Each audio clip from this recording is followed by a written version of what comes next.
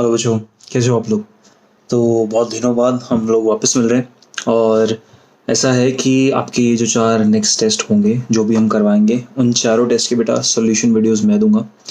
एक तरीके से ये वीडियोस इसलिए आपको दी जा रही हैं not just to give you the answers of the questions but I believe आपको आंसर्स क्वेश्चंस के आते हैं। आपकी प्रिपरेशन टोटल है तो आंसर्स आप आसानी से निकाल लोगे। यहाँ पे डिस्कशन का एक बेसिक मुद्दा ये है कि हम एक तरीके से पूरा का पूरा रिवाइज कर लेंगे और क्वेश्चंस को अप्रोच कैसे करना है ये मैं आप लोगों को दोबारा याद करवा दूंगा। नीट में लेके जाने के बाद जब आप नीट में पेपर अटेम्प्ट करते हैं तो मेजॉरिटी ऑफ द टाइम आपको क्वेश्चन आता है, परफेक्ट हो जाता है। लेकिन कभी कभी क्या होता है ना कि बेटा हमें क्वेश्चन के कुछ पॉइंट्स याद नहीं आते, हम क्वेश्चन को एंग्जाइटी में टेंशन में भूल जाते हैं। तो क्वेश्चन को अप्रोच कैसे करना है आज मेरा मेन फोकस उस बात पे रहेगा। हम 1 to 1 सब के सब क्वेश्चन जितने भी 90 क्वेश्चन हैं सारे के सारे क्वेश्चन हम लोग डिस्कस करेंगे। और इस डिस्कशन के साथ साथ मैं उम्मीद करता हूँ कि आप लोग अपने कॉन्फिडेंस को रीइग्नाइट करोगे। ये बहुत ज़्यादा ज़रूरी है, आपका कॉन्फिडेंस वापस आ जाए। ये कॉन्फिडेंस आदमी को क्यों आता है? क्योंकि उसको लगना शुरू हो जाता है कि वी नो इट, मुझे पता है, अगर मैं कुछ काम कर रहा हूँ तो मुझे पता है कि वो काम मेरे को आता है। आप लोगों की तैयारी जितने भी वक्त की रही है मैं ऐसा समझता हूँ कि अब ऐसे लेवल पे तुम लोग पहुँच चुके हो कि तुम्हारी तैयारी बहुत अच्छी हो चुकी है।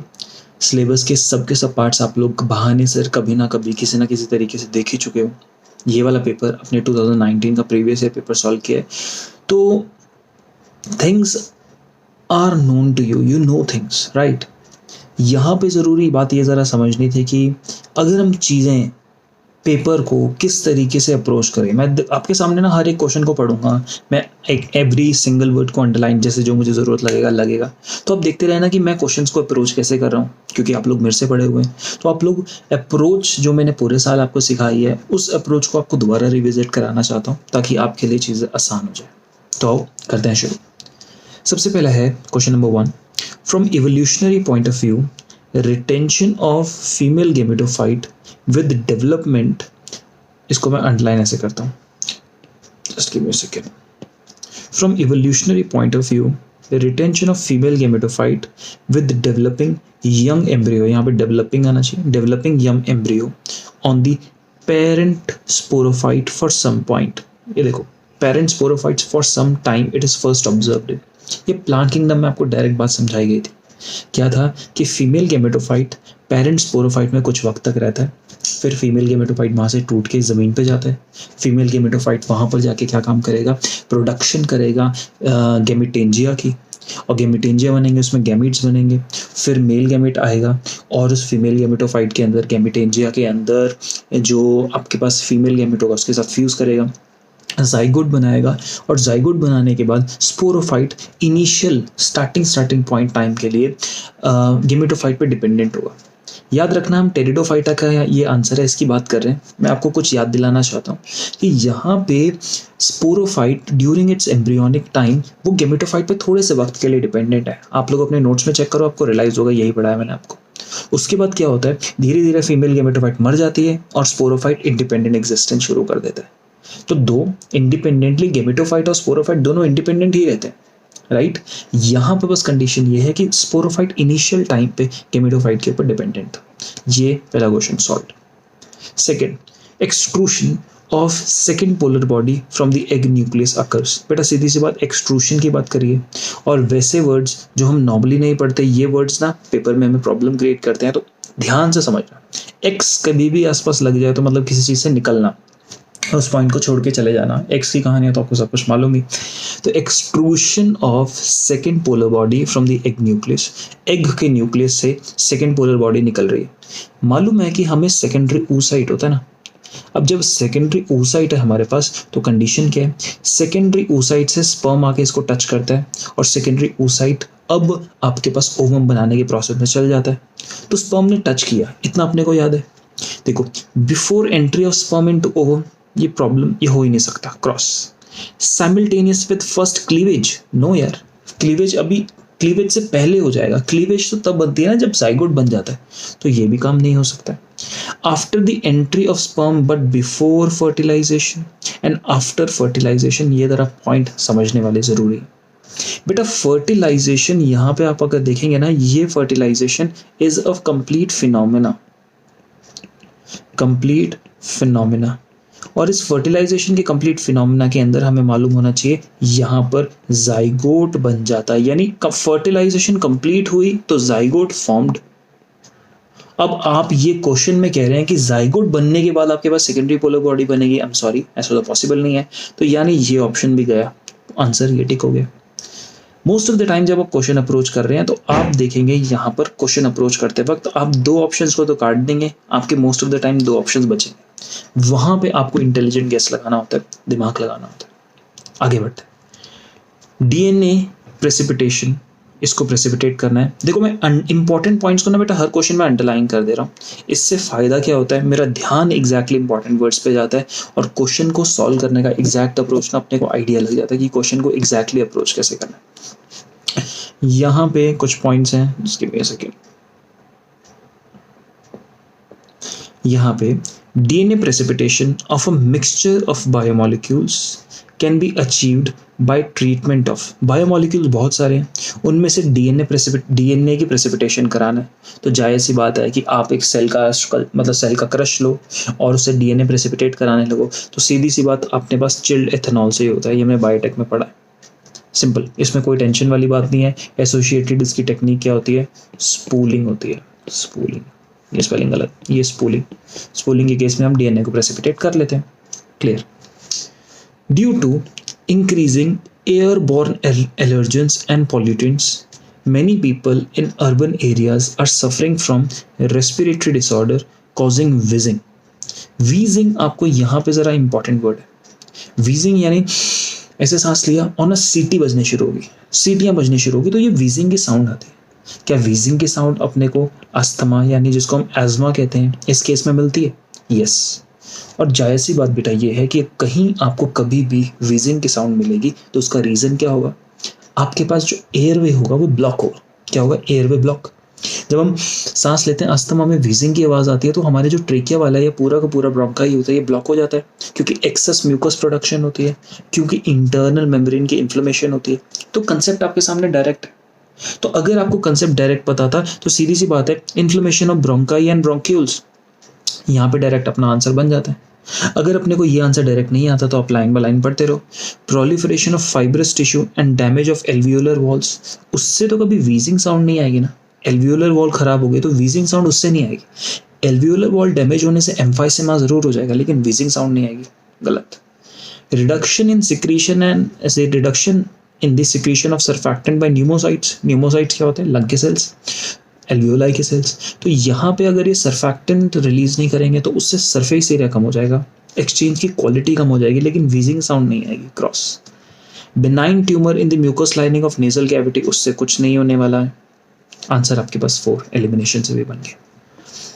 अर्थ समिट, ये वाला तो पोर्शन मैं कहूँगा, मैं क्वेश्चन रीड भी नहीं कर रहा हूँ, रट लो इसको अपने पास, इन वाले आंसर्स को, इनका कोई ऑप्शन नहीं बेटा। नेक्स्ट क्वेश्चन थोड़ा ट्रिकी है। मैथ दी होमिनिड्स, मैच होना चाहिए यहाँ पे, लोगों ने यार पता नहीं क्या प्रिंट गलत किया हुआ। Match the hominids with the correct brain size, Homo habilis, neanderthalensis, erectus and sapiens. सबसे पहले इनमें कौन सा आया था, हैबिलिस। तो हैबिलिस अगर सबसे पहले इसके अंदर आया था तो बेटा सबसे कम दिमाग किस में होगा, हैबिलिस में। यहाँ पे तो ए का अपने पास क्या बनेगा, ए का 3 3 3, यानी सेकेंड वाला हमने डायरेक्ट काट दिया, सेकेंड वाले को काट दो, कन्फ्यूजन का। ए का अपने पास 3 बनेगा। अब उसके बाद याद करो, इसके बाद हैमिलिस के बाद हमने खूब सारा किया था, उड़ के गया था और कहाँ पहुँच गया था, जावा में। जाना चाहता था ऑस्ट्रेलिया, पहुँच गया जावा में। तो नेक्स्ट इरेक्टस 900 cc, राइट।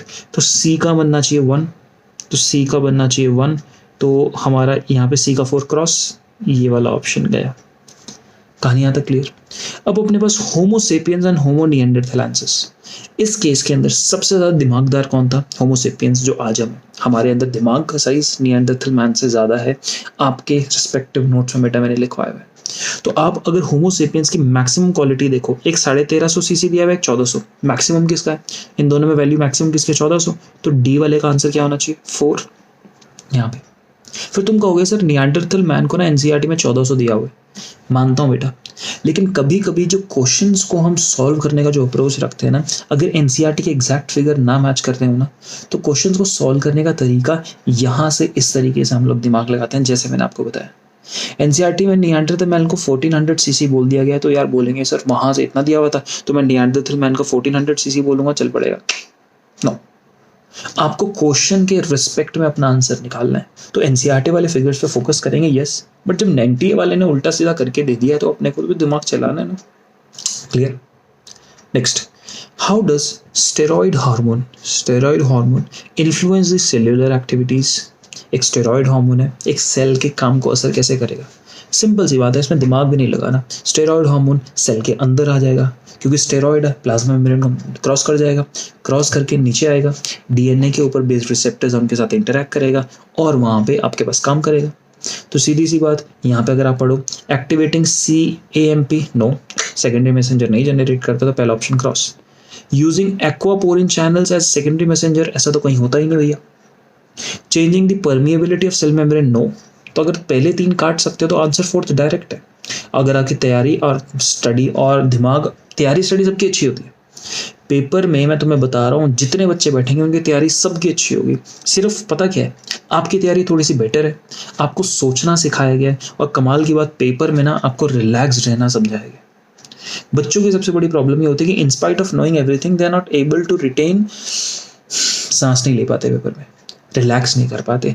जब बेटा हम लोग किसी पॉइंट को अंडरलाइन करते हैं तो उससे हमारी फोकस करने की एबिलिटी बढ़ जाती है, वो यहाँ पे हम कर रहे हैं। आंसर अपना 4 डायरेक्ट हो गया। नेक्स्ट देखो, एक्सप्रेस्ड सीक्वेंस टैग्स, डीएनए के कौन से सीक्वेंसेस हैं जो एक्सप्रेस हो चुके हैं? तो जो एक्सप्रेस होंगे वो क्या बना लेंगे? आरएनए बना लेंगे ना। तो जीन्स जो आरएनए बना लेते हैं हमको एक्सप्रेस सीक्वेंस टैग्स कहते हैं। Problem solve. Next, it takes very long time for pineapple plants to produce flowers, okay? Which combination of hormone, कौन कौन से हार्मोन है जो आर्टिफिशियली इंड्यूस करते हैं फ्लावरिंग प्लांट्स के पाइनएप्पल के अंदर? सीधी सी बात, यानी पाइनएप्पल के अंदर फ्लावरिंग और फ्रूट प्रोडक्शन अगर आपको स्टिमुलेट करनी है तो कौन से हार्मोन्स करोगे? इसका कोई ऑप्शन नहीं है, इसको तो बेटा हर हालत में रटना ही पड़ेगा। आपको जो टेबल पूरा का पूरा चार्ट बनवा रखा है उस चार्ट पे जरा फोकस कीजिए, वहां से अपना काम बन जाएगा, रट लीजिए। Which of the following ecological pyramids is generally inverted? यहाँ पे वर्ड है generally inverted, अक्सर जो हमें देखने में inverted मिलता है। Pyramid of biomass in forest? Never. Pyramid of numbers in grassland? कभी भी नहीं हो सकता। ग्रासलैंड में तो हमेशा नंबर्स के हिसाब से ग्रास का नंबर बहुत ज़्यादा, फिर कम कम ऐसे चलते रहता है। Pyramid of biomass in sea and pyramid of energy, बताओ पिरामिड ऑफ एनर्जी कभी आ सकता था? वो तो हमेशा ऑल राइट अपराइट रहता है। 3 ऑप्शन गए तो आंसर हमारे पास बना ना, सेकंड ऑप्शन पॉइंट। अब इसके अंदर देखो, पिरामिड ऑफ बायोमास इन सी, ये जनरली इन्वर्टेड है, यस, क्योंकि सी के अंदर सबसे बनते हैं फाइटोप्लैंक्टन्स। फाइटोप्लैंक्टन्स के ऊपर है जू प्लैंक्टन। फाइटोप्लैंक्टन का नंबर कम, जू प्लैंक्टन का नंबर ज्यादा, फिर उनके ऊपर स्मॉलर फिशेस, फिर लार्जर फिशेस, ये सी के अंदर देखने को मिलता है। फाइटोप्लैंक्टन्स का नंबर ज्यादा है, ये बात सही है, लेकिन उनका बायोमास कम है, क्योंकि फाइटोप्लैंक्टन्स बहुत माइक्रोस्कोपिक होते हैं, सिंपल सी बात। और फाइटोप्लैंक्टन्स, इनका पिरामिड ऑफ बायोमास जो होता है वो इन्वर्टेड होता है, ये स्टेटमेंट सही। तो अगर क्वेश्चन ये आ गया कि इनका पिरामिड ऑफ बायोमास इन्वर्टेड है, ठीक, लेकिन इतनी सारी पॉपुलेशन को अपने ऊपर सस्टेन कैसे करा लेते हैं? तो आप कहोगे इनका जो बायोटिक पोटेंशियल है, बायोटिक पोटेंशियल या रिप्रोडक्टिव पोटेंशियल जो है, हम ये वर्ड यूज करते हैं, ये इनका बहुत ज़्यादा हाई है। इस वजह से अगर इनको खा भी लिया तो ये बहुत जल्दी रिप्रोड्यूस करके अपने नंबर वापस उतना ले आते हैं, उतने अमाउंट में आ जाते हैं, ताकि बाकी ऑर्गेनिज्म इनको कंज्यूम करके अपना काम चला सके। क्लियर हो गया? इसको इरेज करते हैं, अपना प्रॉब्लम क्वेश्चन नंबर ये भी solve. Which of the following pair of organelle does not contain DNA? इसमें दिमाग भी नहीं लगाना। लाइसोसोम और वैक्यूल में कभी मिलता है? नहीं मिलता, तो आंसर ये हो गया, पहला ही answer. Next, question number 12। Question number 12 करने के लिए करेक्ट सीक्वेंस दे रखा है for transport of sperm cells in male reproductive system. एक बात मैं बता दूं, क्वेश्चन बेटे ऐसे आते हैं ना, तो हम लोग सबसे पहले ना क्वेश्चन को जल्दबाजी में पढ़ते हैं। मैं आपको कहूंगा आप क्वेश्चन को प्लीज स्लो पढ़िए।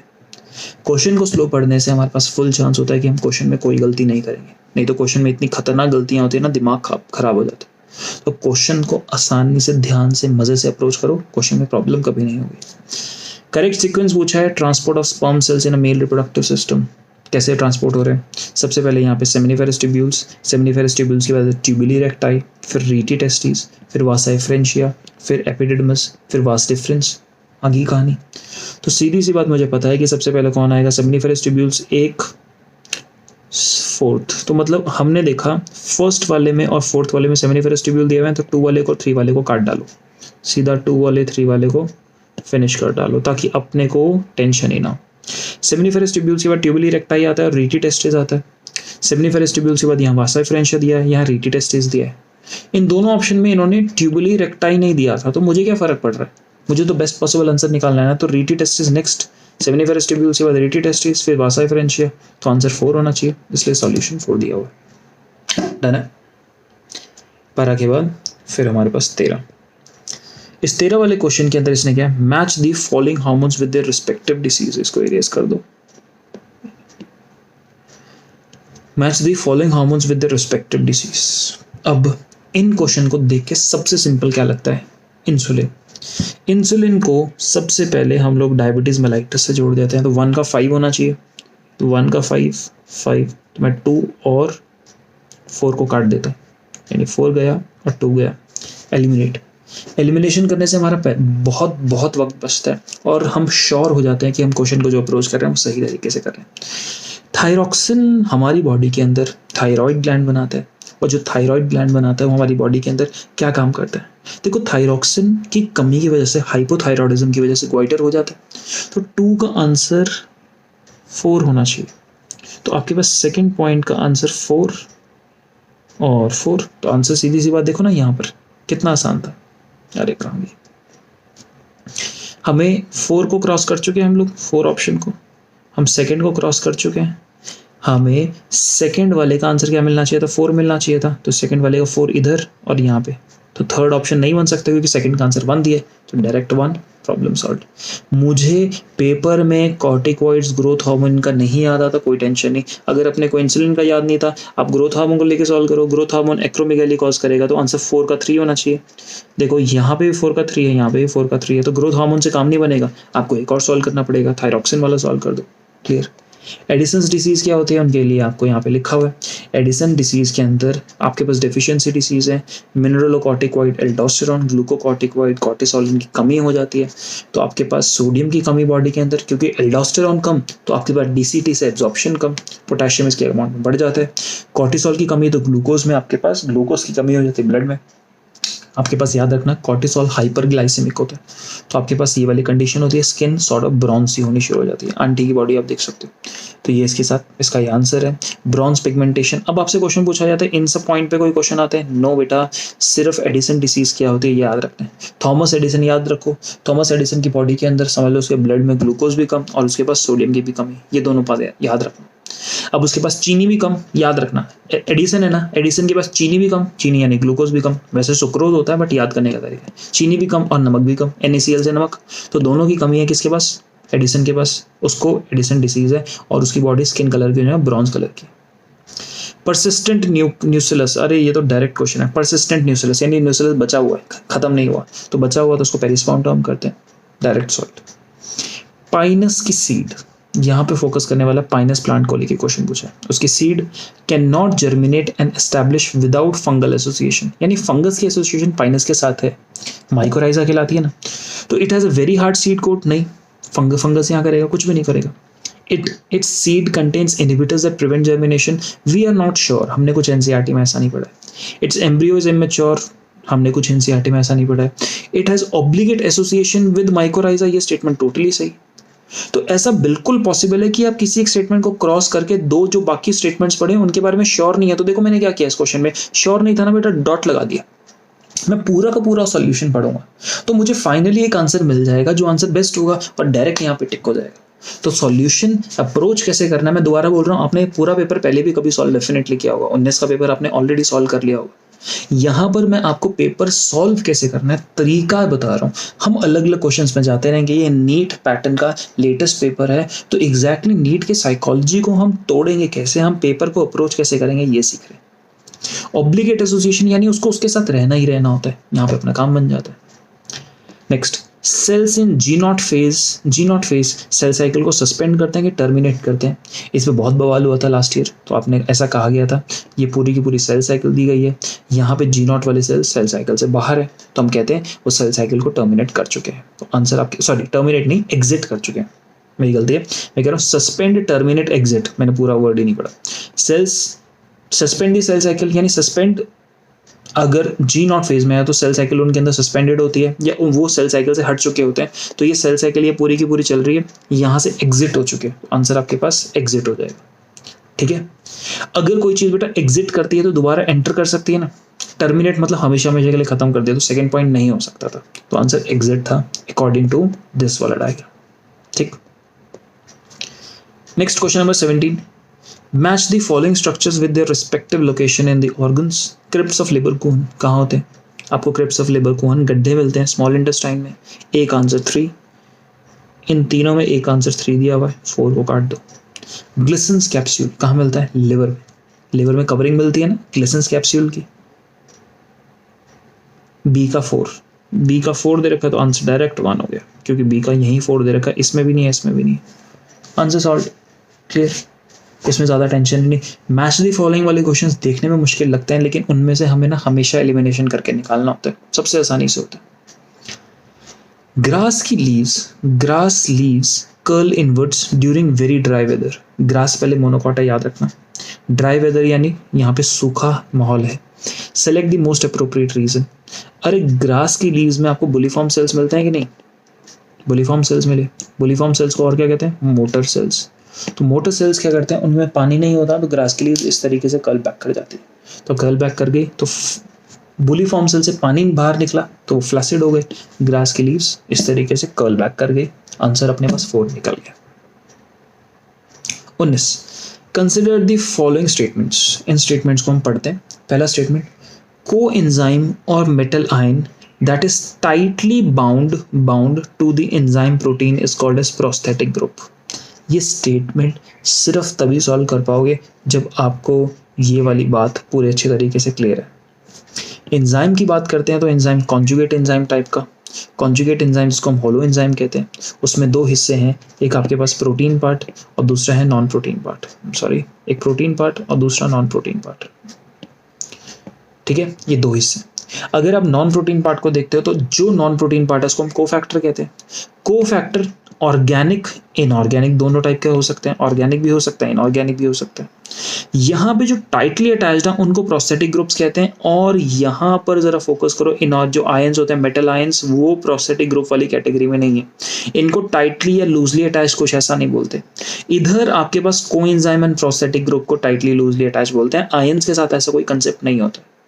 तो क्वेश्चन में इन्होंने हमें क्या समझाने पूछने की कोशिश करी है, कोएंजाइम और मेटल आयन, कोएंजाइम और metal ion which is tightly bound. तो मेटल आयन तो टाइटली या लूजली बाउंड वाली तो कोई कहानी होती ही नहीं बेटा। तो हमें पहला स्टेटमेंट पता है कि पहला स्टेटमेंट उल्टी सीधी बात कर रहा है। A simple catalytic active enzyme which with its bound prosthetic good is called as apoenzyme. ये कहता है कि आपके पास एक कंप्लीट कैटालिटिकली एक्टिव एंजाइम है जो अपने प्रोस्थेटिक ग्रुप से जुड़ा हुआ है। तो बेटा अब अपने पास अगर कोई होलो एंजाइम अपने प्रोस्थेटिक ग्रुप से जुड़ा हुआ है, यानी वो इस वाले पोर्शन से जुड़ा हुआ है, तो उसको एपोएंजाइम थोड़ी कहेंगे, उसको होलो एंजाइम कहेंगे। तो ये स्टेटमेंट कहा कि कंप्लीट कैटालिटिकली एक्टिव एक काम करने वाला एंजाइम जो अपने कोफैक्टर से अपने प्रोस्थेटिक ग्रुप से जो जुड़ा हुआ है उसको एपोएंजाइम नहीं कहेंगे, होलो एंजाइम कहेंगे। तो पहला भी गलत, दूसरा भी गलत, तो both A and B are false. ऐसे वाले क्वेश्चन को तभी सॉल्व किया जा सकता है जब आपने क्वेश्चन को पहले बेटा पढ़ा हो या क्वेश्चन के कंसेप्ट के बारे में आपको क्लैरिटी। तो क्लैरिटी होने के लिए ये जो आपको फ्लो चार्ट्स करवाए हैं ये मल्टीपल टाइम्स बना लीजिए, तभी आप क्वेश्चन ऐसे सॉल्व कर पाएंगे। नेक्स्ट 500 बार बोला है क्लास में, तुम्हें लिखवाया है ट्राइपाल्मिटिन का रेस्पिरेटरी क्वेश्चन कितना होता है। अब मैंने तुम्हें ये इस बार ये भी लिखवाया है, बता दे रहा हूँ, आप सब लोग ट्राइपाल्मिटिन के रेस्पिरेटरी क्वेश्चन वगैरह को अंडरस्टैंड करने के लिए अपने बायोमोलिक्यूल्स में जो आपको दे रखा है ना, उसमें जो पूरा का पूरा रिएक्शन भी दे रखा है उसको भी पूरा का पूरा करेंगे, रिएक्शन भी याद रखेंगे। वैल्यू आपको दे रखी है 0.7। Done. Which of the following statement is incorrect. और यहाँ पे बच्चे जल्दबाजी में गलत पढ़ लेते हैं, ये बहुत बार बता रखी है बात, इनकरेक्ट। इनमें से कौन सा स्टेटमेंट गलत है? आपके पास infective constituent of viruses is the protein coat. क्या प्रोटीन कोट इन्फेक्शन करता है? कैप्सिड की वजह से इन्फेक्शन होता है? नहीं। अगर ये भी क्लियर नहीं है ना तो डॉट लगा लो। Prions consist of abnormally folded proteins. Yes. Viroids lack a protein code. Yes. Viruses are obligate parasite. Yes. तो मुझे 3 स्टेटमेंट गारंटीड सही पता है तो पहला वाला स्टेटमेंट गलत। और अगर यहाँ से आपको इन्फॉर्मेशन देनी हो तो किसी भी वायरस के अंदर जो इन्फेक्टिव पार्ट होता है, बेटा वायरस में इन्फेक्टिव पार्ट हमारा क्या होता है? उसका डीएनए, उसका जेनेटिक मटेरियल। नेक्स्ट क्वेश्चन पूछा हुआ है, phloem in the gymnosperms lack. Gymnosperm में फ्लोएम के अंदर सीड ट्यूब्स एंड एल्बुबो, आपके पास कंपेनियन सेल्स नहीं होंगे, ये तो हमने मुंह जुबानी आता है।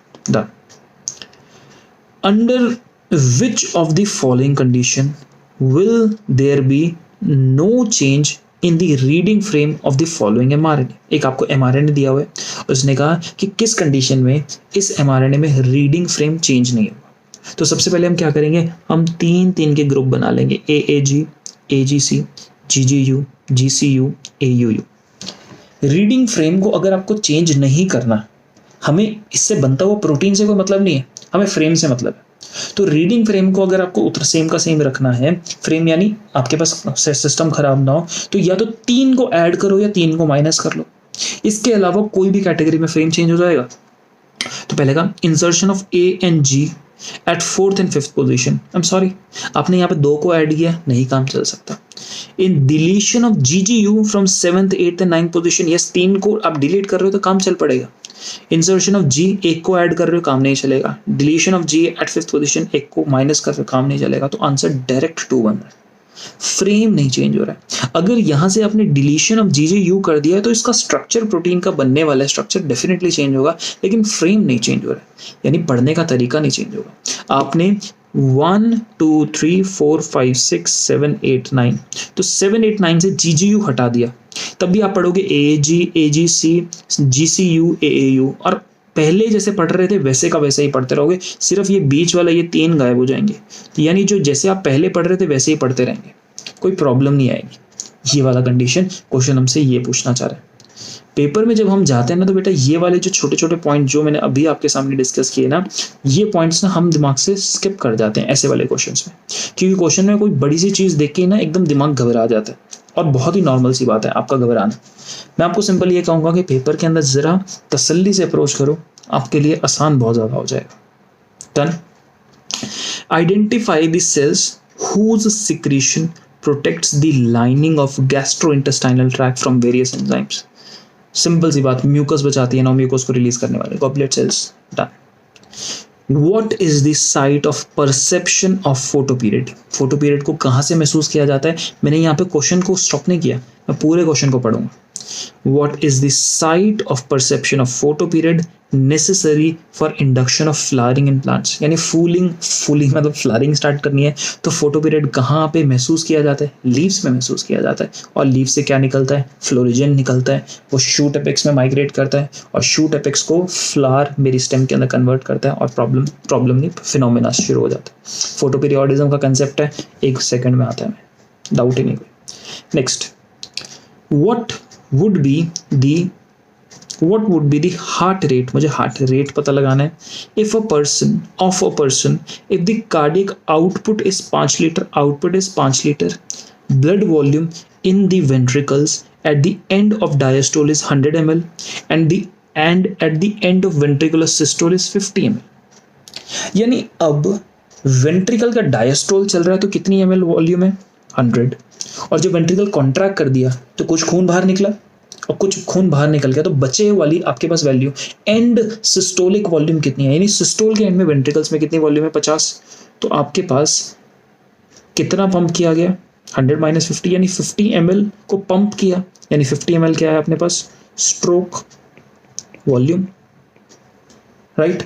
तो मुझे पता है स्ट्रोक वॉल्यूम इनटू आपके पास नंबर ऑफ बीट्स यानी heart rate, number of beats यानी heart rate is equal to cardiac output. Output कितना है अपने पास? 5 लीटर यानी 5000 ml। स्ट्रोक वॉल्यूम कितनी है? 50 ml। तो बेटा आप x से मल्टीप्लाई करोगे तो डायरेक्ट आंसर आपके पास कितना बन जाएगा? 100 बीट्स पर मिनट। क्वेश्चन इतना सिंपल था। क्वेश्चन आपको सिर्फ ये वाली बात बोल के कंफ्यूज करना चाहता है, बट क्वेश्चन को अप्रोच करोगे तसल्ली से, प्रॉब्लम नहीं होने वाली। ये हमने को डन हो गया बेटा। यहाँ पर tidal volume and expiratory reserve volume F an athlete is इतना एंड इतना। कभी भी बेटा अगर इस तरीके से आपके पास क्वेश्चन आए ना, तो इस क्वेश्चन को ना अप्रोच करने में कभी भी जो वैल्यूज दी होती है ना, मेक इट श्योर आप अपने लिए मैथ्स की तरह वैल्यूज बराबर में बाजू में लिख लो। उसने कहा tidal volume and expiratory reserve volume कितनी है उस बंदे की, tidal is 500, expiratory is 1000। What will be is expiratory capacity, तो एक्सपीरेटरी कैपेसिटी होती है tidal volume plus expiratory reserve volume, तो आपके पास कितना, इससे सिंपल क्वेश्चन एग्जिस्ट ही नहीं कर सकता है। दोनों को प्लस कर दो 1500, बोलो इससे सिंपल कोई क्वेश्चन आ सकता है, बस कंसेप्ट मालूम होना चाहिए था। Placentation in which ovules develop on inner wall of ovary और इन द पेरिफेरल वॉल। आपके पास कौन सी में, इनर वॉल ऑफ ओवरी में यहाँ पे आपके पास कौन सी प्लेसेंटेशन है जहाँ पे ओव्यूल्स यहाँ डेवलप होते हैं। इनर वॉल ऑफ ओवरी में हमेशा पेराइटल होती है। फ्री सेंट्रल सेंटर में होती है, नहीं हो सकता। तो बेसल बेस पे होती है, नहीं हो सकता। एक्साइल सेंटर पे होती है, नहीं हो सकता था। फिर बोलो क्या आंसर है, क्लियर हो गया। Which of the following methods is the most suitable for disposal of nuclear waste? Nuclear waste को फेंकना है। अब एनसीईआरटी ने डायरेक्ट इसके बारे में कुछ कहा ना हो या ना हो, यहाँ पे अपना जरा बेसिक लॉजिक यूज करो कैसे सॉल्व करना है। Dump the waste within the rocks under deep ocean, okay we are not sure, तो we'll just put a dot around it. Next, bury the waste within rocks deep below the earth's surface, okay still considerable. Shoot the waste into the space, bury the waste under the Antarctic ice cover, cover है, over नहीं cover। अब Antarctica में बर्फ के नीचे डाल दोगे तो किसी दिन बर्फ पिघलेगी तो न्यूक्लियर वेस्ट बह जाएगा, तो no. Shoot the waste into space, बेटा ये प्रॉपर अप्रोप्रिएट आइडिया नहीं होता। आप स्पेस के अंदर भेज दें और स्पेस में भेजने के बाद रॉकेट बीच में बर्स्ट हो जाए, एटमॉस्फेयर में रिलीज हो सकता है। रॉकेट में एक्सीडेंट्स भी तो होते हैं, और इतना महंगा रॉकेट है लॉन्च करना, ये काम नहीं कर सकते, समझ रहे हो। Bury the waste within the rocks deep below the earth surface और डीप बिलो दी ओशन। अब इन दोनों के अंदर better option deep below the अपने पास अर्थ सरफेस होता है, क्योंकि वहां से उसका एस्केप होना जरा मुश्किल है।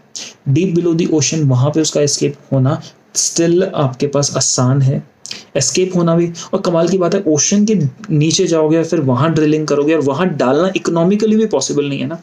आप ओशन की एकदम सतह पे, एकदम फ्लोर पे जाओगे और वहां पे आप डालना शुरू कर दोगे, कितनी बार ओशन के अंदर जाओगे और फिर वहां ड्रिलिंग करोगे, मुश्किल काम है। ये काम अर्थ सरफेस पे करना बेटर है, आसान है, इसलिए 2 ऑप्शन मोस्ट सुटेबल है। इसने कहा ये वाला पॉसिबल है, यस बिल्कुल पॉसिबल है, ये वाला पॉसिबल है, बिल्कुल पॉसिबल है, लेकिन ये सुटेबल नहीं है, समझ गए। विच of the following statement is गलत, फिर मैं इसको हिंदी में जानबूझ के गलत है सही बोलता हूँ, आप लोग भी ये काम किया करो। विच of the following statement is गलत, हिंदी इंग्लिश मत बोला करो, करेक्ट इनकरेक्ट मातृभाषा पे आ जाओ, कभी गलती नहीं होगी। Conidia are produce exogenously and ascospore endogenously, ये मतलब ये सत्य है एकदम।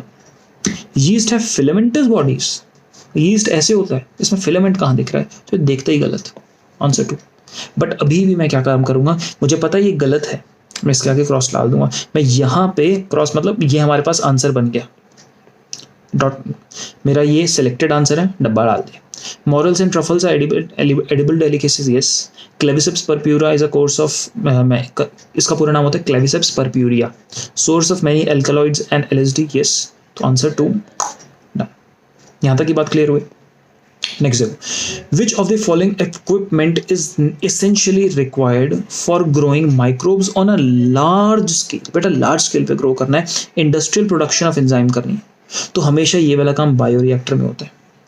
बीओडी इनक्यूबेटर क्या होता है, इंक्यूबेटर आपके पास छोटी सी मशीन होती है, इस तरीके से लैब में यूज़ होती है, और इसके अंदर ऑक्सीजन सप्लाई होता है, छोटी सी मशीन, और यहाँ पे फ्लास्क के अंदर अगर आपको कोई बैक्टीरिया वगैरह ग्रो करना है तो फ्लास्क में यहाँ पे ग्रो कर सकते हो, ये बीओडी इनक्यूबेटर होता है, nothing else. Sludge digester, no, BOD incubator नहीं हो सकता। इंडस्ट्रियल अवन, अवन में थोड़ी ग्रो करोगे तो माइक्रोब्स, आंसर डायरेक्ट बना बायोरिएक्टर, ये तो वैसे भी पढ़ा हो। Match the following organisms with the products that they produce. Lactobacillus क्या प्रोड्यूस करता है इनमें से, कर्ड, तो एक आंसर होना चाहिए 2, पहला ऑप्शन गया। Saccharomyces cerevisiae, यीस्ट, यीस्ट क्या प्रोड्यूस करता है? ब्रेड, यस बेकर्स यीस्ट कहते हैं। तो 2 का आंसर क्या होना चाहिए था? 4।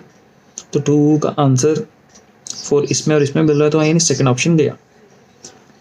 एस्परजिलस नाइजर एंड एसिडोबैक्टर एसिटाई, ये दोनों में कंफ्यूजन होती है कौन सी चीज़ क्या बना रहा है।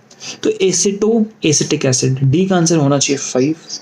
तो डी का आंसर इन दोनों में देखता है 5, ये आंसर निकलता है, तो 4 हमारे पास ऑप्शन निकल जाता है। तो एस्परजिलस नाइजर आपके पास क्या बना रहा है? Citric acid. डन। प्रोपियोनिबैक्टीरियम शर्मानी होता तो चीज़ मान लेते, लेकिन 5 ऑप्शन एक तरफ 4, एलिमिनेट पॉसिबल। कैसे अप्रोच करना समझा दिया, यहाँ तक समझ आ गया। अब देखो आगे नेक्स्ट स्टेटमेंट देखो बेटा क्या, सेलेक्ट द इनकरेक्ट स्टेटमेंट, गलत स्टेटमेंट हमें बताना है। तो सेलेक्ट द गलत स्टेटमेंट, सीधा हिंदी में बोलना है, गलती यहाँ पे अवॉइड हो जाती है। इन ब्रीडिंग सेलेक्ट्स क्या है? इन breeding selects harmful recessive gene that reduce fertility and productivity. मैं आपको सच बताऊं, आप पहला स्टेटमेंट पढ़ेंगे और आपको लगेगा ये सही, बट अगर आप कंफ्यूज हैं तो हमेशा की तरह डॉट लगा लेंगे और हम आगे पूरा का पूरा पढ़ेंगे। श्योरिटी नहीं है ना, हम बाकी तीनों स्टेटमेंट्स को देखते हैं। Inbreeding helps in accumulation of superior genes and elimination of desirable genes। ये तो गारंटीड सही है ना बेटा, इसमें तो श्योरिटी है। हमें पहले वाला सही लग रहा था, बट सेकंड वाला 100% सही है, क्योंकि एनसीईआरटी की लाइन। इनब्रीडिंग से होमोजाइगोसिटी इंक्रीज होती है, स्टेटमेंट सही। Inbreeding is essential to involve pure lines in any animal, ये भी स्टेटमेंट सही। तो 3 स्टेटमेंट सही, पहला वाला हमें कंफ्यूजन थी वो गलत निकला, एलिमिनेशन से गलत निकला, तो यहाँ पे हमारी गलती अवॉइड हो गई। अब मैं तुम्हें समझाता हूँ कि पहले स्टेटमेंट में गलती क्या है। देखो, इन breeding selects harmful recessive genes that reduce fertility. In breeding से हम रिसेसिव जीन्स को बेटा कभी भी सेलेक्ट नहीं करते। सिलेक्शन का मतलब उनको हम चूज कर रहे हैं, हम कभी चूज नहीं करते इन ब्रीडिंग से। इनफैक्ट इन ब्रीडिंग से क्या होता है, इन ब्रीडिंग के प्रोसेस में हम रिसेसिव जीन्स को एलिमिनेट करना चाहते हैं, we are not selecting. Do you understand this thing? इसलिए पहला वाला स्टेटमेंट गलत है। It might appear to be right statement, but इसीलिए हमें बाकी 3 स्टेटमेंट पढ़ने जरूरी थे। Next, which of the following immune response is responsible for rejection of kidney graft. जब भी बॉडी के अंदर कोई ग्राफ्ट आता है, ग्राफ्ट यानी कोई ऑर्गन हम बाहर से लेते हैं, तो इसके लिए हम लोग क्या करते हैं बेटा, हम लोग एक बॉडी में सेल मीडिएटेड इम्यूनिटी करते हैं। तो आपके पास सेल मीडिएटेड इम्यून रिस्पॉन्स, ये याद रखना है आपको। Next, which of the statements given below is गलत, इज नॉट ट्रू। फिर गलत बोलेंगे इसको, समझ रहे? इसको अंडरलाइन कर लो, जो भी आपको अच्छा लगता है करो, बट जरूरी है इसको मेंशन कीजिए। Which of the following statement given below is गलत about formation of annual rings in trees? देखते हैं, गलत स्टेटमेंट को मुझे सेलेक्ट करना है। Activity of cambium depends on variation in climate. Okay, चलेगा। Annual rings are not prominent in trees of temperate region. अरे नहीं बेटा, टेम्परेट रीजन में ही तो एनुअल रिंग्स मिलती है, ट्रॉपिकल रीजन में नहीं मिलती। तो सेकंड स्टेटमेंट गलत है और अकॉर्डिंगली हमें ऑप्शन नंबर 2। बट फिर भी जब तक हमने चारों नहीं पढ़े, हम 2 को अभी टिक नहीं करेंगे। तो 2 के आसपास हम बॉक्स लगा देते हैं कि हम 2 के लिए ऑलमोस्ट श्योर है। Annual rings is a combination of spring would and autumn would produced in a year. Definitely light colour, dark colour, clear. Differential activity of cambium, differential यानी कैम्बियम की अलग अलग एक्टिविटी, उसकी वजह से लाइट एंड डार्क बैंड्स बनते हैं, early and let would बनती है। Totally right. तो 4 में से आपके पास कौन सा स्टेटमेंट गलत है? सेकंड वाला, हमने आंसर निकल गया। Next, which of the following is true for golden rice. या याद रखना बेटा, गोल्डन राइस में आंसर 3 बनेगा और it is a vitamin A enrich, तभी इसके अंदर बीटा कैरोटीन है, तभी इसमें येलो कलर है और ये डैफोडिल से हमें मिलता है। डैफोडिल प्लांट से हमने ये वाला विटामिन निकाला, याद रखने वाली बात। What is a genetic disorder in which individual has overall masculine development, gynecomastia and is sterile? Masculine development है लेकिन gynecomastia है, sort of breast formation है and sterile है, बॉडी काम नहीं करती। तो सीधी सी बात, आप यहाँ पे आंसर निकाल सकते हो, क्लाइनफेल्टर सिंड्रोम। फीमेल्स में ओवरऑल फीमेल डेवलपमेंट है बट स्टेराइल होता है, टर्नर्स। डाउन सिंड्रोम 21st गायब। एंड एडवर्ड सिंड्रोम में क्रोमोसोम नंबर 18 जो होता है वो गायब होता है, जिसकी वजह से डेवलपमेंटल डिले होता है। 38 Edward syndrome not part of our syllabus. इस क्वेश्चन को ना देखा, जब बेटा आपने देखा ना, तो ना ये क्वेश्चन में एनसीईआरटी या नीट आपके पास कोई एक्स्ट्रा वर्ड देखे ना, आपको ऐसा कर देता है कि यार सर हमें ना सिलेबस में बाहर से आता है। बट सच बताऊँ तो बेटा सिलेबस से बाहर नहीं है, अपने को ये सिलेबस के पार्ट है। यानी अगर 3 ऑप्शन भी सिलेबस से बाहर हो और एक ऑप्शन भी सिलेबस के अंदर हो तो आप समझ सकते हैं क्वेश्चन आपसे क्या पूछना जा रहा है। समझ रहे हो मेरी बात? तो कभी भी ये मत सोचेगा कि पेपर सिलेबस से बाहर आता है, सब कुछ अंदर से। हाँ, ये डैफोडिल वाला डेफिनेटली सिलेबस से बाहर है, सीधी सी बात। Which of the following statement regarding post fertilization development, post fertilization development है यानी जाइगोट बनने के बाद डेवलपमेंट कहाँ पे, फ्लावरिंग प्लांट में गलत है। यानी एंजियोस्पर्म में आफ्टर फर्टिलाइजेशन, आफ्टर जाइगोट बनने के बाद कौन सा गलत है? Central cell develops into endosperm, yes ठीक है। Ovules develop into embryo sac, अरे नहीं बाबा, ओव्यूल्स कभी एम्ब्रियो सैक में थोड़ी डेवलप होते हैं। ओव्यूल के अंदर एक मेगास्पोर होता है, वो एम्ब्रियो सैक में, तो ये स्टेटमेंट गलत है। Ovary develops into fruit, yes. Zygote develops into embryo, सही। आंसर डायरेक्ट निकल रहा है, simple concept. Which of the following is the most important cause for animals and plant being driven to extinction? Extension का सबसे common cause, ये बेटा आप लोग याद कर लीजिए, मैं आपको बोलूँगा, बहुत ज़रूरी है। ये सबसे कॉमन कॉज है habitat loss and habitat fragmentation, जिसकी वजह से जानवर एक्सटेंशन की तरफ बढ़ते जा रहे हैं। Next, which of the following contraceptive method does involve a role of hormone? इसमें कौन कौन से कॉन्ट्रासेप्टिव मेथड में हार्मोन? कट, वेसेक्टोमी, ट्यूबेक्टोमी करते हो, क्या वहाँ पे हार्मोन इन्वॉल्व होता है? नहीं। पिल्स में है, इमरजेंसी कॉन्ट्रासेप्टिव्स में, कट में नहीं है, मैं पहला गया। Pills yes, emergency contraceptive yes, barrier no, barrier methods में कोई हार्मोन यूज नहीं होता। लैक्टेशनल एमिनोरिया यस, हम बॉडी के अंदर हार्मोन के ही पैटर्न्स को देख रहे हैं कि जब तक प्रोलैक्टिन हाई है एफएसएच का लेवल कम होगा, यस। पिल्स सही, कॉन्ट्रासेप्टिव सही, यानी तीसरा स्टेटमेंट सही है। चौथे को भी देख लेते हैं, barrier method no, answer direct 3 बन गया। Consider the following features, organ system level, bilateral, true coelomate with segmentation, यानी यू सिलोमेटा सेगमेंटेशन है, और सेगमेंटेशन बेटा कार में मिलती है, Chordata, Annelida and Arthropoda. Organ level तीनों में है, बायलेटरल तीनों में है। Select the correct option of animal groups which possess all of the 3 characteristics, Arthropoda, Annelida, Arthropoda, Chordata, ये लो डायरेक्ट आंसर कार से बन रहा है, directly solve. Which of the following factors is responsible for formation of concentrated urine? Important word.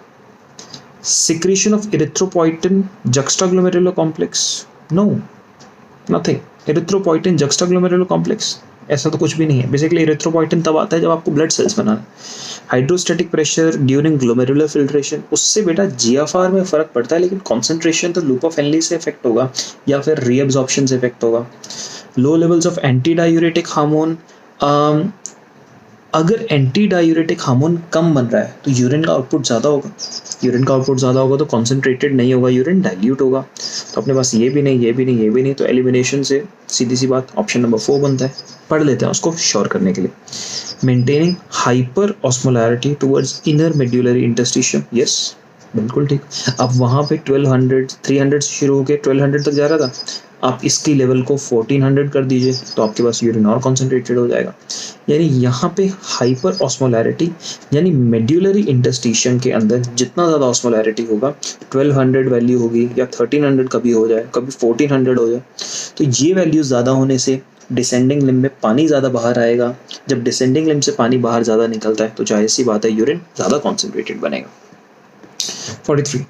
Match the following organism with their respective characteristics. Pila, सीधी सी बात यहाँ पर है, पाइला, और पाइला तो किसके अंदर आता है? पाइला आता है हमारे पास मोलस्का में। मोलस्का है तो रेड्यूला, ए का बनना चाहिए 3, यानी ऑप्शन नंबर 1 गया। बॉम्बिक्स, बेटा बॉम्बिक्स आर्थ्रोपोडा का पार्ट है और आर्थ्रोपोडा में माल्फिजियन ट्यूब्यूल्स होने चाहिए, तो बी का आंसर होगा 4। तो बी का आंसर 4, ये लो डायरेक्ट, हमें आधा क्वेश्चन सॉल्व करने की जरूरत ही नहीं पड़ी। बैक टू बैक चलो, याद होने चाहिए एग्जाम्पल्स, इनमें कोई ऑप्शन नहीं होता। जितने भी ऐसे वाले क्वेश्चन आते हैं आपने देखा है, काफ़ी सारे मैच द फॉलोइंग आए हैं और मैच द फॉलोइंग में हमेशा डायरेक्ट फैक्ट बेस्ड क्वेश्चन पूछा है। तो आप मैच द फॉलोइंग को, अगर बेटा आपको ये भी नहीं आता तो आपको पता है टीन या सोडियम फ्लेम सेल्स, डी का आंसर 1 होना चाहिए था, तो डी का आंसर इसमें भी 1 था, इसमें भी 1 था, यानी हम ऑप्शन नंबर 3 को अगर मैं डी निकाल सकते तो अब मुझे प्लूरोब्रैंकिया और बॉम्बिक्स को चेक करना था, आना तो चाहिए। Xylem translocates, very good question, और इसको याद रख लो। Mineral salts, some organic, nitrogen and hormones, ये क्वेश्चन डायरेक्ट है एनसीईआरटी के लाइन से, रट लोगे। What is the direction of movement of sugars in phloem? Bidirectional, phloem में ऊपर भी जा सकती है, नीचे भी जा सकती है। डायरेक्ट क्वेश्चन, सिंपल क्वेश्चन, इसमें सोचना भी नहीं है, सेकंड भी नहीं लगता इसमें। The correct sequence of phases, मुझे नहीं लगता कि इसमें सोचने वाली बात है। G1 के बाद S, S के बाद G2 फिर M। ये नीट का पेपर है और इसके बावजूद भी बच्चों का नहीं निकलता। लेकिन ये क्वेश्चंस ना बेटा, गलती पता बच्चे क्यों करते हैं? क्योंकि जल्दबाजी, ओ 2 की जगह 3 मार्क कर दिया, ऐसे सर्कल में गलत मार्क कर दिया। तो जल्दबाजी नहीं करनी है तुम्हें, आपके पास वक्त नहीं है जल्दबाजी की तरह। जल्दबाजी के लिए टाइम लो, कोई टेंशन नहीं, आराम से कट ऑफ क्लियर करो। कट ऑफ क्लियर करने के बाद फिर सोचना तुम्हें उस पर पहुंचना है जब अपनी रैंक निकालनी, अभी ज़्यादा कोई टेंशन नहीं। The shorter and longer arms of सब मेटासेंट्रिक क्रोमोसोम, सब मेटासेंट्रिक का मतलब होता है एक ऐसा और एक ऐसा, ठीक है। तो ये अपने पास शॉर्टर एंड ये लॉन्गर। शॉर्टर को कहते हैं P, इसको कहते हैं पिटेट, पिटेट का मतलब होता है स्मॉल, और ये Q। ये याद करना बेटा, ये भी सिलेबस से बाहर से था तो ये पढ़ाया नहीं जाता था नॉर्मली, बट चलिए आ गया तो क्वेश्चन हम लोग अब सीख लेंगे। P arm shorter and Q arm, right. Which of the following can be used as biocontrol agent in treatment of plant disease? क्या यूज करना है? Biocontrol agent. तो बायोकंट्रोल एजेंट हम Anabaena, no, Trichoderma, Chlorella, Lactobacillus. देखो Anabaena हमारे पास क्या है? Blue grain algae. लैक्टोबैसिलस दूध में, क्लोरेला आपके पास फ्लू सिंगल सेल प्रोटीन, तो आंसर ट्राइकोडर्मा। अगर माइक्रोब्स वाला चैप्टर पढ़ा है तो ये तो ऐसे आता है। Which of the following glucose transporters is insulin dependent? बेटा इंसुलिन डिपेंडेंट ग्लूकोज ट्रांसपोर्टर्स, तो मैं आपको बताऊंगा ये 4 ग्लूट जो होते हैं ना, ये ना ग्लूकोज ट्रांसपोर्टर्स की कैटेगरी होती है। ये अलग अलग टाइप के, जैसे आपको यहाँ पे दिखाई दे रहे होंगे अपनी स्क्रीन पे, ये 4 अलग अलग टाइप के, GLUT 1, GLUT 2, GLUT 3 and GLUT 4। And आपकी सिलेबस में सिर्फ ग्लूट 4 बोल रखा है। And GLUT 4 basically adipose tissue में और स्केलेटल मसल के अंदर और कार्डियक मसल के अंदर रिप्रेजेंट होता है, वहाँ पे ये काम करता है। और अगर आप एडिपोज टिश्यू को समझ के रखेंगे तो एडिपोज टिश्यू के अंदर शुगर जाए और फैट में कन्वर्ट हो, ये इंसुलिन डिपेंडेंट काम है, इसलिए आंसर ग्लूट 4 होना चाहिए। आंसर आपको दिया हुआ है GLUT 4। Purines are found in both DNA and RNA. Purines में क्या आपके पास आता है? Adenine and guanine. सीधी सी बात, आंसर 4। इससे सिंपल क्वेश्चन हो सकता था कोई। पायरिमिडीन बोल देता है ना तो आपको कट याद आता है, जिसके अंदर यूरेसिल एंड साइटोसिन आ जाते हैं। थाइमीन आपके पास डीएनए और आरएनए दोनों में नहीं होता, क्योंकि थाइमीन आरएनए में नहीं है, डीएनए में। प्यूरिन्स पे बेटा बेस्ट क्वेश्चन है, मतलब मक्खन, ऐसा आसान कि पूछोगे। ड्रग हेरोइन 500 बार एनसीईआरटी बोलती है, आपके पास कैसे बन रहा है? एसिटाइलेशन से। याद कर लो बेटा इसको, कोई अदर ऑप्शन नहीं। Select the correct option. Each rib is a flat thin bone, correct निकालना है। ऑल रिब्स, देखो यहाँ पे मैंने हाईलाइट पहले से कर दिया तो हम पढ़ते हैं, मैं अप्रोच करता हूँ क्वेश्चन जैसे आप लोग करते पेपर में, तो समझ आएगा। Each rib is a flat thin bone and all ribs are connected dorsally to thoracic vertebrae and ventrally to sternum। तो एक बार जब क्वेश्चन पढ़ता है ना तो सही लगता है, लेकिन जरा ना सेंटेंस अगर बड़ा है ना तो सेंटेंस को एक बार पढ़ने के बाद दोबारा पढ़िए। हमारे पास each rib is a flat thin bone, full stop, यहाँ तक सही।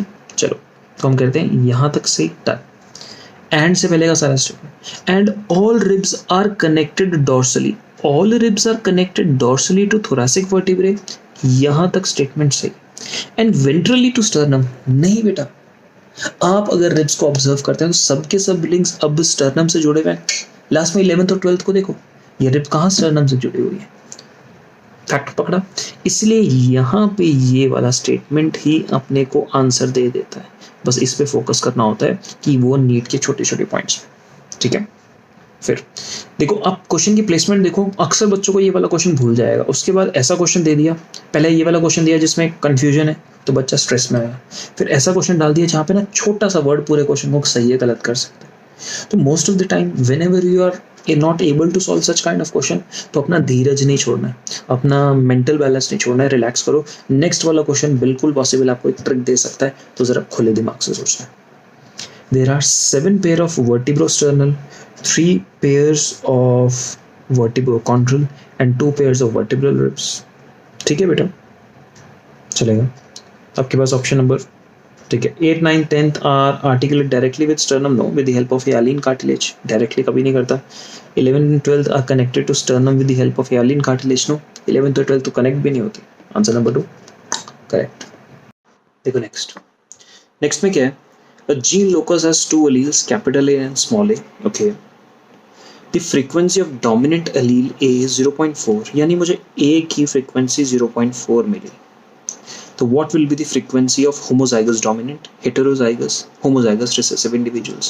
तो बेटा A की frequency इतनी है तो A plus A is equal to कितना होता है, is equal to 1 होता है। तो consequently A की वैल्यू कितनी निकलेगी, 0.6। इसने कहा मुझे homozygous dominant, heterozygous and homozygous recessive की फ्रीक्वेंसी निकालनी है। मुझे फॉर्मूला से पता है, this is homozygous dominant, this is heterozygous और this is homozygous recessive.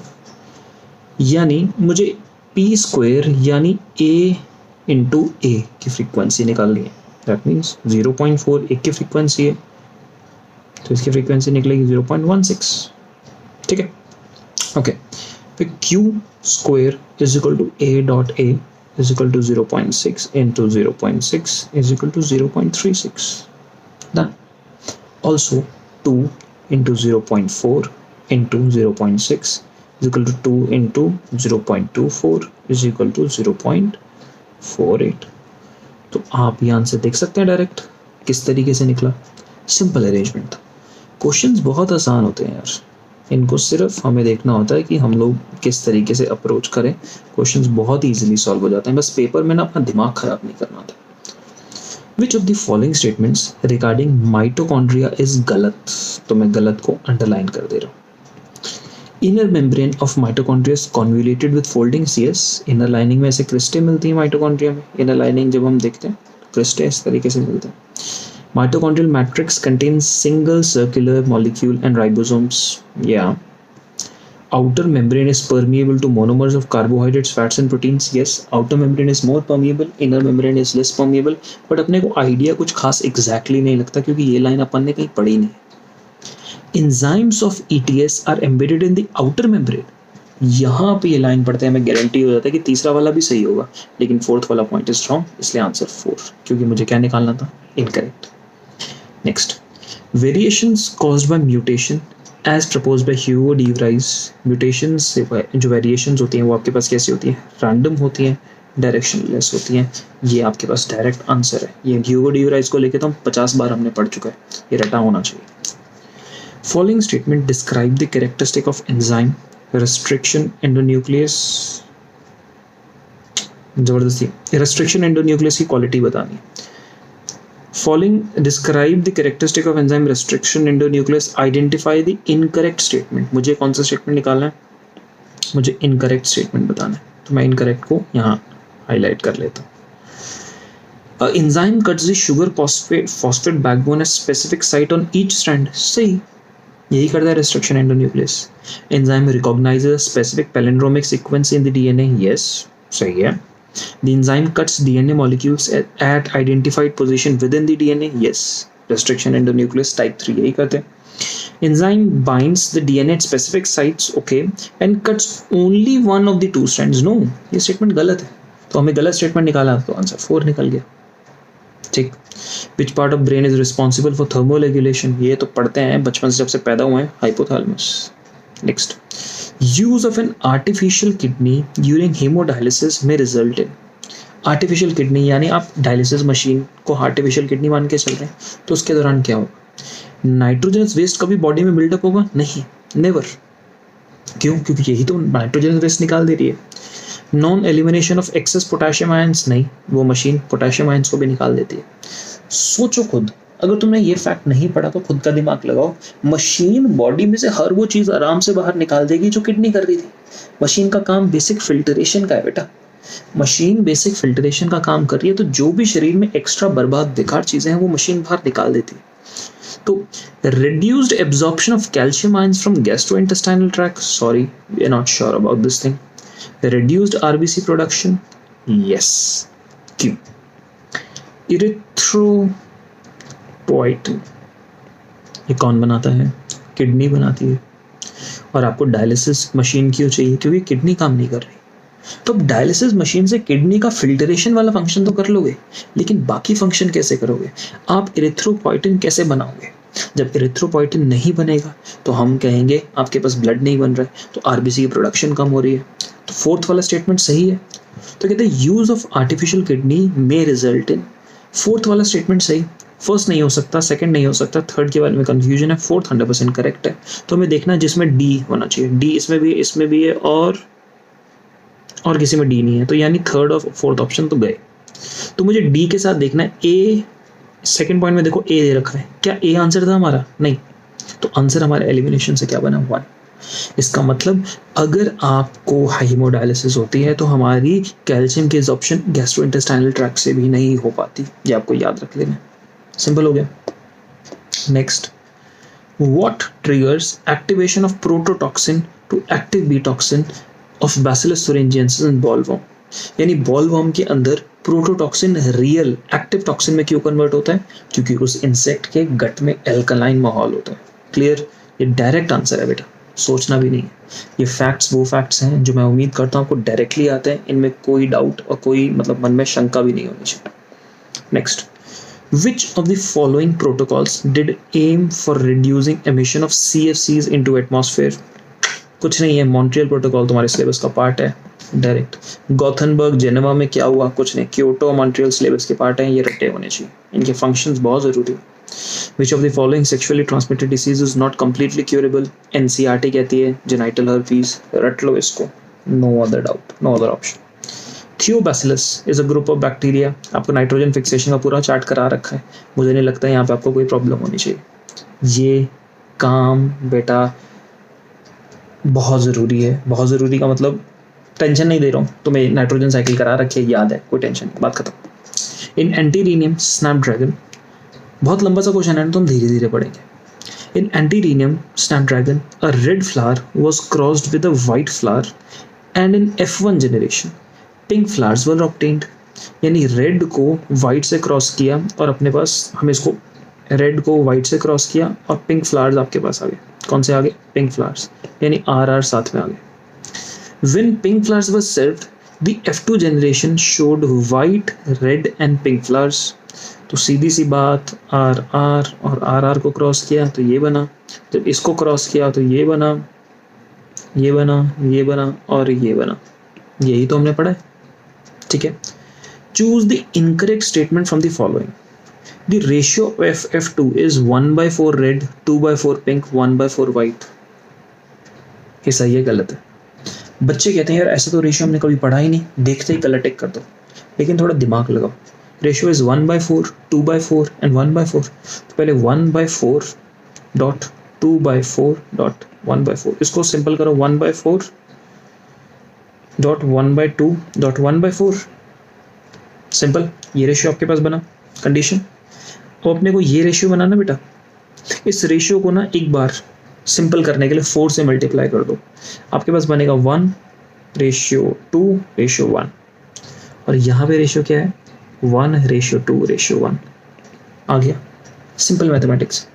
Paper में कंफ्यूज करने के लिए कि अपने बच्चों को फिजिक्स और मैथ्स भी आती है कि डॉक्टर बनने के दौरान वो ABCD भी कैलकुलेट नहीं कर सकते, कुछ भी नहीं, इस बात को समझने के लिए आपसे क्वेश्चन पूछते हैं। सिंपल, पहला स्टेटमेंट सही है, बिल्कुल।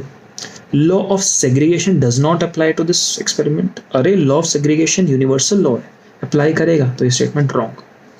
This experiment does not follow principle of dominance, yes, क्योंकि इस लॉ में इनकम्प्लीट डोमिनेंस चलती है, तो स्टेटमेंट सही। पहला सही, दूसरा, पहला सही, दूसरा गलत, तीसरा सही। Pink colour in F1 is due to incomplete dominance, सही। तो आपके पास स्टेटमेंट में पूछा था सेलेक्ट द इनकरेक्ट स्टेटमेंट, तो आंसर नंबर 1 गया 2। Clear? In a species the weight of newborn ranges from 2 to 5 kg, 2 से 5 kg, यानी 2 से 5 kg। 97% of the newborn, 97% of the newborn with weight from 2 to 2.5 kg और 4 to 5 kg die, यानी 2 से 2.5 वाले और 4.5 से 5 वाले ये लोग मर जाते हैं, बीच वाले लोग जिंदा हैं। तो अगर बीच वाले लोग जिंदा हैं तो आपके पास ग्राफ ऐसे हो रहा है, लेस वेट वाले मर गए, हाई वेट वाले मर गए, बीच वाले वेट वाले जिंदा है, तो ऐसे ग्राफ को स्टेबलाइजिंग कहते हैं ना, तो आपके पास स्टेबलाइजिंग सिलेक्शन। कभी इसमें तुम बोलो सर साइक्लिक सिलेक्शन क्या होती है, अरे भाई पार्ट ऑफ सिलेबस नहीं है। आपके जो नीट के क्वेश्चन होते हैं वो सिर्फ और सिर्फ एनसीईआरटी की अंडरस्टैंडिंग से हो जाते हैं। नहीं तो बायो का कंटेंट पढ़ने में आओ, वो इतना ज़्यादा कंटेंट है कभी भी पूरा नहीं होगा, समझे। कॉनकैनावैलिन इज लेक्टिन, और लेक्टिन बेटा स्पेसिफिक प्रोटीन्स होते हैं प्लांट ओरिजिन के, प्लांट में मिलने वाले स्पेसिफिक प्रोटीन्स होते हैं, लेक्टिन्स होते हैं। Concanavalin A is a lectin. 65 done. 66 match column 1 with column 2। Column 1 में P wave, P wave is depolarization of ventricle, no. Repolarization of ventricle, no. Coronary ischemia, no. Depolarization of atria सही है, तो P A का answer होना चाहिए 4, तो A का answer 4 होना चाहिए, तो ऊपर वाले ये दोनों स्टेटमेंट गए। QRS complex, depolarization of ventricles, तो B का आंसर होना चाहिए 1, तो यानी ये दोनों टिक हो रहे। T wave is repolarization of ventricle, T का आंसर 2 होना चाहिए, ये भी डन। तो हमारा यहाँ तक क्लियर। जब अपना यहाँ तक क्लियर हुआ तो अब इस क्वेश्चन को सॉल्व करने के लिए reduction in this size of T wave, अब मुझे ये आंसर निकालना है। और इसका मतलब होता है बेसिकली टी वेव के अंदर जो आखिरी वेव होती है अगर इसका साइज कम हो जाए तो बेसिकली ये कोरोनरी इश्कीमिया होता है, कोरोनरी आर्टरी डिसीज। और कोरोनरी आर्टरी डिसीज होता है एक ऐसी डिसीज होती है जहाँ पर ब्लड वेसल्स के अंदर प्लाक की, ब्लड वेसल्स के अंदर कोलेस्ट्रॉल की डिपोजिशन हो जाती है, तो कोरोनरी आर्टरीज के थ्रू ब्लड इफेक्टिवली फ्लो करना बंद कर देता है। Coronary ischaemia, coronary artery disease. Done. Match the following genes of lac operon with the respective products. ये तो मैं पढ़ाऊंगा भी नहीं आपको, डायरेक्ट बेस्ड आंसर है बेटा, इसको जरूरत भी नहीं है, आता है आपको। Which of the following statement is not correct? देखो इनकरेक्ट नहीं बोलेंगे, नॉट करेक्ट बोलेंगे, तो मैं इसको गलत करके गलत। Lysosomes are membrane bound structure. Yes, lysosomes are formed by process of packaging in endoplasmic reticulum. Packaging तो हमेशा गोल्जी बॉडीज में होते हैं, तो ये स्टेटमेंट गलत, मुझे गलत निकालना था, आंसर नंबर 2। बट फिर भी हम बाकी दो स्टेटमेंट भी पढ़ेंगे। Lysosomes have numerous hydrolytic enzyme, बिल्कुल। The hydrolytic enzymes of lysosome are active under acidic pH. Yes, acidic pH में ही lysosome के enzymes काम करते हैं। टोटली तो हमारा आंसर निकल गया मक्खन की तरह। In some plants, the female gamete develops into embryo without fertilization. Female gamete without fertilization embryo में develop हो गया, तो इस कंडीशन को पार्थिनोजेनेसिस कहते हैं। अगर यहाँ पे फीमेल गैमेट की जगह अगर फ्रूट होता और यहाँ पे कहते हैं ओवरी डेवलप्स इनटू फ्रूट, तो हम इसको टर्म करते पार्थिनोकार्पी। अगर एक गैमीट एम्ब्रियो में था तो पार्थिनोजेनेसिस। ठीक बेटा, done. Next match the column 1 with column 2। Saprophyte, parasite, lichens, mycorrhiza.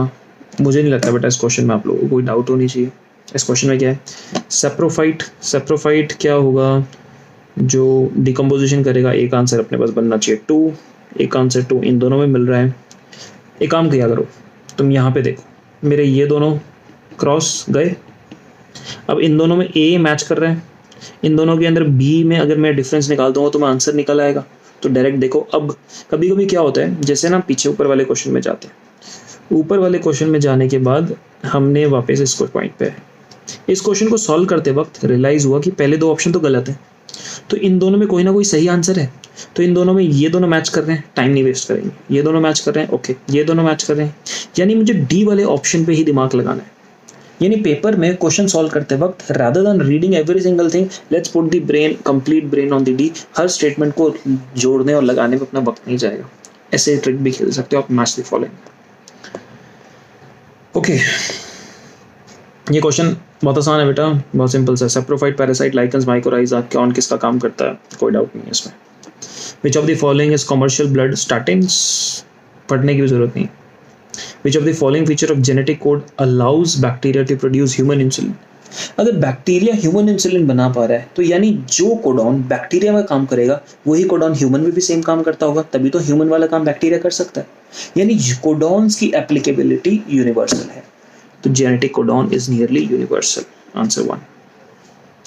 Ciliated epithelial cells are required to move particles of mucus in a specific direction. अगर सीलिएटेड पार्टिकल्स म्यूकस को और ऊपर के सामान को एक डायरेक्शन में कर रहे हैं तो यहाँ पे ये सीलिया ऐसे बीट करता है। जब सीलिया बीट करेगा तो अपने को कहाँ चाहिए? क्या अपने को यूस्टेशियन ट्यूब और सलाइवरी डक्ट में? क्या अपने को ब्रोंक्यूल्स एंड फेलोपियन डक्ट्स में? बिल्कुल। बाइल डक्ट में cilia no, Fallopian tube pancreatic duct में सीलिया नहीं। आंसर बना 2 डन।